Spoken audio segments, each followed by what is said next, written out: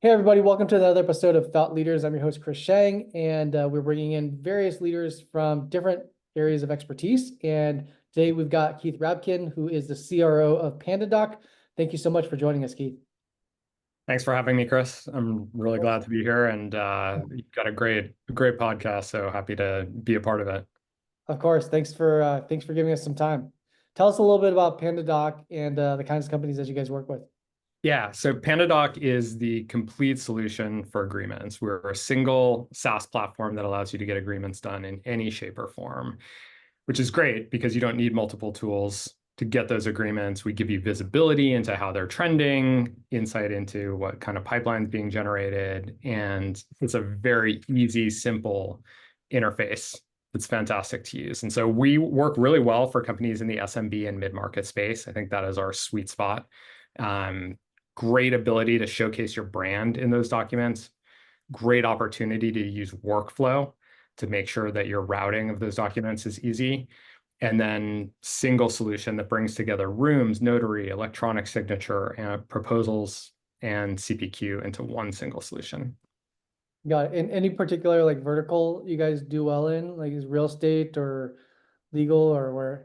We're really built as a horizontal tool, so do really well across all verticals. We have a ton of companies in the trades, as well as in technology. Those are really big areas of strength, but any place where a brand matters, we do a good job of communicating that brand through the solution. And so, real estate is one where the brand, the visuals matter. Media and agencies is another. Hospitality is one where you want to see those rich visuals come across. So those are ones where we show a ton of strength. But then that routing piece is also really important. So companies that need to organize lots of documents, the storage industry, staffing, healthcare, tons of documents, and the ability to keep those organized across different workspaces is really powerful in PandaDoc. Got it. Got it. And let's kind of go back. You have a wealth of experience at some really large organizations. Some that translate very well to where you are now. I think. But let's get to the root of it because I saw that you started off originally in finance space and then ended up in sales. And so how did you end up in sales? I know we alluded to this prior to us talking about this, but I think everybody kind of has their own unique story of how they end up in either sales or marketing. A lot of times it's some random haphazard way to start their career. So how did it happen for you? Yeah, so if you look at my background, you can tell I'm kind of maybe not the classic CRO. I didn't grow up carrying a bag. Honestly, am I an okay seller? Can I do all right closing a deal? I think so. I like to think so. But my background really was in strategy and ops. I spent 10 years at Google.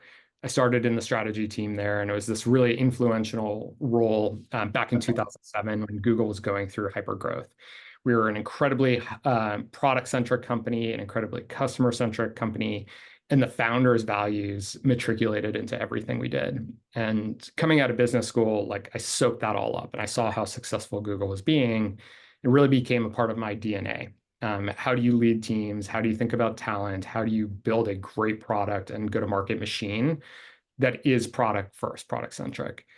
And through those 10 years, I worked in Google Core, I worked in YouTube, and then I worked in one of the spinoffs, Google Fiber.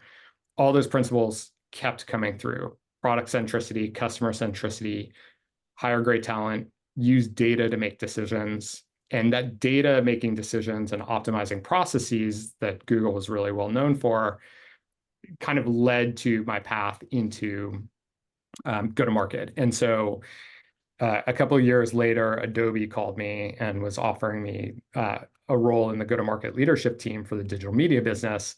And I was really excited. And the more I talked to the leader, who was fantastic, Rob Giglio, who's now off leading Canva, he said, I'm just looking for a great leader who knows how to apply operations and strategy to go-to-market. Go-to-market is just another process that you can optimize looking at data. And so that's kind of the lens that I've brought to the job at Adobe and my job here at PandaDoc. Use data to break down processes, understand what's happening, make decisions about your customer, your product, your go-to-market motion, the sales motion, your marketing decisions, And Adobe was a great place to learn that. So that's what got me here. Really love the CRO role here. I run sales, marketing, partnerships, success, and RevOps, and it's a meaty scope, but allows me to use that data to align them all down a common pathway.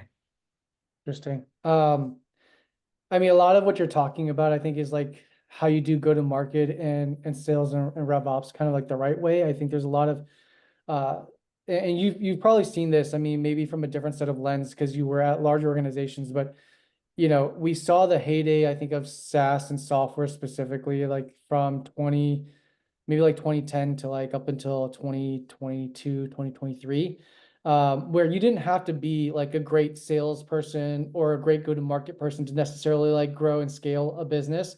You didn't even necessarily need to have a great product because there was a lot of people buying things that, I think just trying to keep up with the Joneses to a certain degree. That being said, like, being in the role that you're in now, and maybe even just right before you entered that role, kind of what was the landscape like for you? What was the thinking like? What did you anticipate the challenges to be? Were those challenges realized, or did they change in terms of what you're expecting? As if you were to fast forward to today.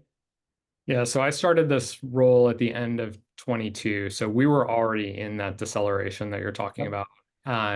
And I think you're spot on, right? Like you didn't even need a great product, you didn't need a great sales team.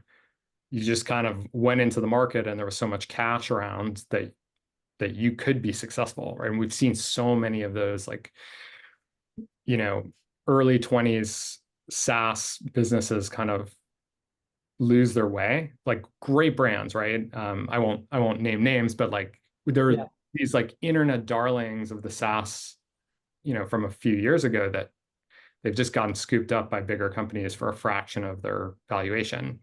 It's not to say there weren't great products built and even great salespeople at those companies, but I think, we've just really seen this landscape shift.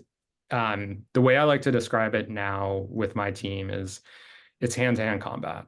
And despite being someone who looks at data, it's still hand-to-hand combat. Every deal has to be thought out. Every marketing campaign needs to be thought out. Your SEO plan has to be meticulous.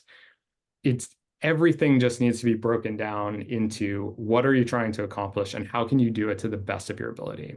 If you are confident in your product market fit and you're confident in how you go to market, then it becomes an execution issue. And so that's a lot of what I've focused on over the past 18 months is we've got a great product in PandaDoc. I'm not sure we've always told the story behind it as the single solution really well. And I'm not sure we always had the greatest go-to-market motion. But now we look at it pretty much every week, just trying to make sure we're optimizing that approach. And, I think it's working for us. We continue to grow. We're doing really well. We'll hit a couple really important milestones this year that I hope to celebrate publicly. And that's how I think about it every day, just relentless execution and being tenacious about trying to optimize. Yeah. And I mean, to that point, let's just say for being in the weeds in it now and doing that more hand-to-hand combat as somebody that may or may not have to have gone through it in the way that you're going through it now in previous jobs or just previous titles. What are the things that you are measuring now that's a little bit different than it might have been 2 to 3 years ago? And again, like just from your own personal expectations, like what has changed maybe like a year in terms of what you are measuring and how do you look at success? I don't think anything maybe from an objective measure has changed. I'm trying to think off the top of my head, has any single metric absolutely changed? Maybe on the adoption side and the retention side, like we're looking at making sure these customers that we put so much effort into getting incredibly sticky. And how do we do that? We look at how they use the product. We look at the service we give, which we think is really world-class at PandaDoc. But trying to understand what pieces are hooked in to PandaDoc, whether it's a CRM or another tool, and making sure that we're relentless about driving that value for customers. that's maybe a little bit different. And I know, companies like Catalyst and Gainsight have been ahead of that wave of like value realization for existing customers. That's maybe a little bit different. On Mhm. the new business side, same metrics, but I think it's taking it down a level, right? In the good times, if pipeline was strong, you could get a little lax on your deal inspection. Maybe you didn't have to compare every rep against, like their gone calls and seeing how they're performing. And now we're doing a lot more of that inspection at a deeper level to make sure that we can continue to up-level performance. Yeah.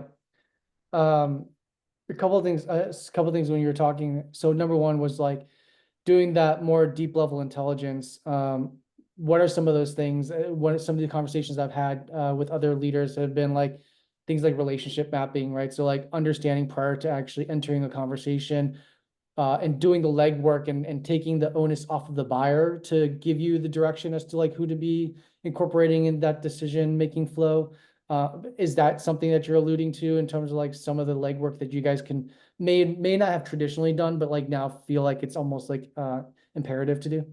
Absolutely. Deal mapping, team selling, getting executives on calls where maybe in the past you didn't have to because the buying cycle was faster, easier, right? We've talked about the economic buyer in the last 2 years really coming to the fore and making sure the CFO is looped in really early to make sure that you're getting to that power. I think we're trying to make sure we look within like a call intelligence platform to understand who are we talking to? Do we have a true champion, or are they just someone who's kind of saying the right things? Making sure it's not just an evaluation of the space, but that it's an actual evaluation of our product for their fit and making sure that we're solving a pain point. So Mhm. a lot of that you know, is very hard to do at scale, which is one of the hardest things I think about my job is, how do you look across 80 sellers and think about getting these kind of insights? And we do try to use technology to do that, but I think also having really strong leaders and managers on the team helps because they bubble up the insights. And we're just, part of my job is setting the agenda, the strategy that says, make sure you are looking for these things. Like, have you gotten to power? Mhm. Do you have a timeline map? Do you always have a mutual action plan? Are you getting value realization? Make sure that's communicated. Yep. And once you do that, it's just sort of building a repeatable process and checking in on it and making sure you're constantly using the same message. Yeah. Another point that you were just previously speaking on was, and you just said it again, was this point of value realization. And you're saying that might be one of the possible shifts in prioritization as well as things have kind of changed in the landscape. But talk about value realization, because I think that's also, from a revenue perspective, I think historically it's been tapping on new business versus like tapping on value realization, and then optimizing for that and bringing in the right team to capitalize on it. And it's not just like a customer success role anymore, but it's tied back to rev ops. And how do you think about that? Yeah, I mean, I think there's the classic everybody talks about once you've acquired the customer, you've paid the CAC, you've got the customer, and keeping them is a lot less expensive than going and getting a new customer to replace them. And it has this intangible value of word of mouth, halo effect of keeping happy customers who tell others about your platform. So we put a ton of effort into that process and are really trying to make sure we understand our customer needs, making sure they never leave us, and being flexible to help address their needs. And I think that is a really important space. There's so many SaaS companies out there that still take their customers for granted. But we try to really understand what that customer's pain is the moment they come in the door and work it all the way through their first year, their second year, their third year, continue to make sure they're getting value. And then passing that feedback to the product team is an area that I take particular pride in because we want the best product. We want a product that meets the customer needs and continues to do the work on behalf of the entire company, revenue, R&D, everyone. The other piece that's really interesting that I think is, I don't know if it's a big shift, but it's something we think about, which is if you make sure that your sales team and CX team are aligned in the kind of customers that you want to bring in, and that those customers get value. Essentially, that you're not just selling them to get them in the door and lose them after year one. That has benefits for the company in terms of the LTV of the customers, but also you don't spend CAC on customers who aren't going to be with you for a long time, which means maybe your growth rate slows for a little while as you're not getting as much new business, but you're getting the right business that stays with you. You maybe don't need as bloated an organization, and you can optimize around the right kind of customer who's going to stick with you always. And it also protects your brand because they're not saying things about, well, this product didn't meet my needs. Yeah. The other thing you've been talking about is, this hand-to-hand combat, which, is, and we kind of talked about this too, like you didn't have to be a great salesperson, but maybe in previous years, now it is very important. Have you seen when you came in, was that something that you were involved with on like the sales team side of things or the communication of that focus, or was that already there in terms of maybe against like a shift of being more focused on all the details of making of the deal and having the intelligence for beforehand and doing the research to do that, which is like, I mean, I think it's like a different skill set than some of these sales reps from previous years, where it's again been maybe like a velocity based thing where it's trying to hit a certain quota around volume. And now it's not playing into that. And there's a lot of components to making that work effectively, including restructuring, sometimes compensation and incentive plans. Was that anything you had to change or adjust when you came in, or was that already in place? So we've had a pretty good sales culture predating me. I would say there were three things that we altered or reinforced that maybe weren't always true. The first is enablement and making sure that we've got the right enablement in place, and continue to invest in that space. I think it's incredibly important, making sure you think about value selling. And like, there's so many different value selling methodologies out there. I don't even have a favorite. I would just say, you pick one, you make sure it resonates with your sales team, and then you make sure that they are selling on value.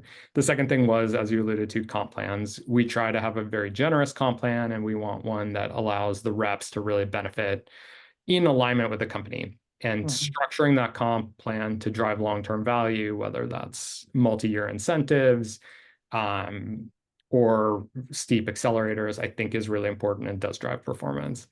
And then the last, which in some ways is counterintuitive, but you also reminded me of with the word velocity, is actually like to slow down the deal. And I know like a lot of people are like, hey, speed up deals, get the deal closed. But for me, when you speed up the deal, you're taking the time frame out of the customer and you're shifting it to you, which makes them uncomfortable. And two, you don't have as much time to like right size the deal and make sure that you're addressing all their concerns and tying it to what is actually right for the customer. And again, one of the benefits of SaaS is you can land and expand. So let's get the customer in, get them at the right size that fits their needs, makes them really comfortable. And then over time, as they see the value, they continue to expand with us. Interesting. You just remind me of a conversation I had with an AE who like just recently quit from ZoomInfo, but that was one of the plights, was being still measured on velocity there versus like being able to approach it from the perspective. And again, there's different approaches to it. Different companies do different things. But that was one of the frustrations that this in particular individual was dealing with, as somebody who was maybe more of like a senior salesperson that kind of wanted to see if he could see a larger financial gain by working for a larger tech company. But anyways, let's talk about, where do you think the landscape is? We talked about deceleration, overall landscape of things. Some of these larger valuation companies, SaaS darlings that have been being bought up. Do you see a lot more? Just from a high level, do you think there's going to be more consolidation happening before we start seeing more innovation and growth? And where are we going to see that? I think we'll still see more consolidation. We've seen a good amount particularly in sales tooling.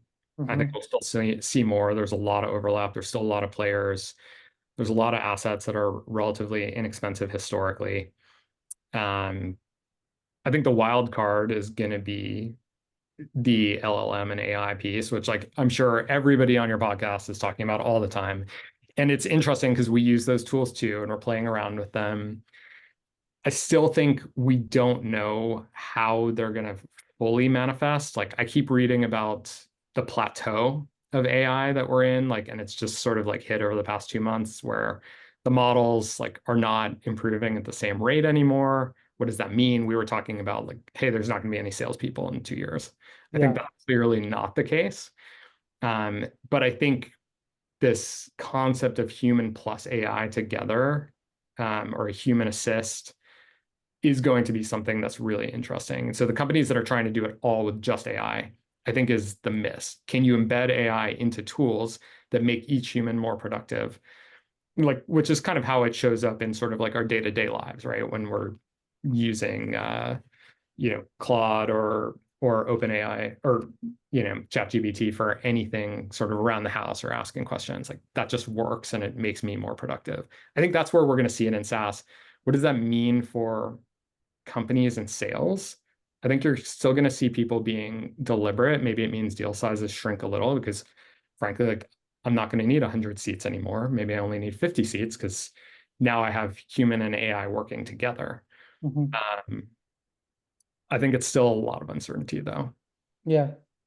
Yeah, I mean, we there are a lot of conversations had on the topic. I would say a lot of overpromising, under delivering to a certain degree in that space too, right? I mean, um, I know we've used it for our companies and I've seen other portcos use it, but I haven't yet seen something that directly has an impact on top line or bottom line growth, right? In which, yeah, it can increase, like, I don't know, certain metrics that's in some parts of the funnel, but I don't even know if that directly corresponds to more net new customers or increased revenue. And I don't know if you've seen anything like that internally yet. Like we're seeing places where we can use it to Yeah. get intelligence that redirect how we use our activities to grow revenue faster, Yeah. but not so much that it replaces humans that allows us to sell more or faster. I think cost savings, there's still an element where it will help there. Um, right? Or an example, like with our CRM, having AI embedded there, that instead of having to go to a data analyst to go pull questions or a RevOps team, like anyone can just ask the CRM a question in plain English and you get a pretty good answer now. I think that's appealing. Going back to the original question though, what I still find really exciting about being in SaaS is there's still so many broken processes and inefficiencies in how we do everything, right? It's great we're thinking about all these like super advanced ways to deploy AI that are going to, fundamentally change everything. But there's still so much that's broken. Like one company we're talking to as a potential customer, they have their CRM, they have a CPQ tool that attaches to that CRM, and then they've got a pitch deck. And what they do is they manually copy the data out of their CRM into the pitch deck, and they go back and forth with their customers on it. And then they use the CRM to pipe their data into the CPQ and spit it out. And like the CPQ, I'm sure, in your line of work, you've seen the output of many CPQ tools. Like they look pretty bad. And I think about all these companies where their CMOs are spending millions of dollars on brand. And then like one of the most important things that's coming out at the end of the day is this like very plain looking quote with a signature box. And like, honestly, if you cover up the logo, it could be anybody. Mhm. And I'm like, if I'm a CMO, I would be mortified that my team is putting that out. Mhm. And if I'm the RevOps team or the sales leader, I'd be mortified that they're actually taking data out of their CRM and copying and putting into a customer facing proposal. Tons of errors and so forth. And so like I use that as an example that's kind of native to my world at PandaDoc as a place where that's just a waste of time you're spent and a waste of money where you could have a better process, right? And I'm sure every single SaaS company that knows how their tools should be used looks at how their customers actually use their tools and is thinking like, oh my God, you're completely missing this opportunity. And so if companies can find a way to better tell those stories or to better templatize the usage of their product, I think we'll see these massive productivity gains that actually help justify continued spend and the cost of the SaaS products. Yeah. Um, Interesting. I think about like when you're saying like the word cost savings, I almost think that we're getting to a place now where if you don't adopt some of these new technologies, it won't even be about cost savings. It'll be basically, it'll be a new status quo. It'll be like a new standard of normalization around a certain level of efficiency that a company needs to operate within, it feels like. Where if you're not, because these are all public, a lot of them are public tools where obviously there's paid for usage, but like to be able to experiment with them or start figuring out how they can help with efficiencies, it's very public and open for teams to utilize. And if you're not in the process of trying to figure out how you're going to optimize your operations with some of these tools, you're going to be left behind. And I think it's going to have a larger impact than perhaps like just the cost savings or like be able to compete on margin with somebody else. It'll now be like have a trickle down effect to your company, the culture of the company at large, and whether you're able to keep up with some of the other players in the space, not even just from a product perspective, but from just like an operational standpoint. I think that's true, and it does these kind of things. Like you can see the gray in my beard. I've been around a while. Like you see these transitions happen, and then before you know it, like that's just kind of the way it works, right? Like I remember back in the day when we used to send docs to each other, and you would make edits and then you would send it back, right? And you had track changes, but it was really clunky, right? And then before you know it, Google pioneers Google Docs, and it's all collaborative in the cloud. And now, can we think about anybody doing anything that's not like simultaneous editing or where you can see the changes or leave comments? Like that's the old way no longer works. There's a new way of doing things. And, people like me, we can adapt to that, right? I grew up in the old system. I've adapted to the new system. I like to think I'm a pretty good async writer, sync writer in a Google Docs platform. But then the next generation that's coming up, that's growing up with these models and the way of doing things that's completely different, right? Instead of starting with a blank slate, using a prompt to generate something and then editing that's going to become table stakes, right? And you will lose the war on talent if you haven't adopted that. You will have a competitive disadvantage. Frankly, many tools will be built that way in the future.